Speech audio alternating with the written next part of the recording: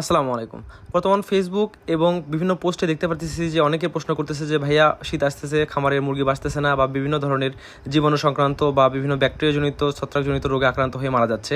তো আমার সেখানে প্রশ্নটা হচ্ছে আপনাদের কাছে যে আপনারা যদি সবসময় বিভিন্ন প্রকার ফার্মাসিক্যাল মেডিসিন বা বিভিন্ন জীবাণুনাশক স্প্রের উপর নির্ভর করেন, সেক্ষেত্রে আপনারা আপনাদের খামারের শতভাগ সুরক্ষার নিশ্চয়তা প্রদান করতে পারবেন না। কাজেই আপনারা যখন আপনাদের খামারে পুরাতন মুরগির চালান পরিবর্তন করবেন বা নতুন মুরগি উঠাবেন, তার আগে সনাতন পদ্ধতিতে এই আগুন দিয়ে আঁচানো পদ্ধতিটি গ্রহণ করতে পারেন।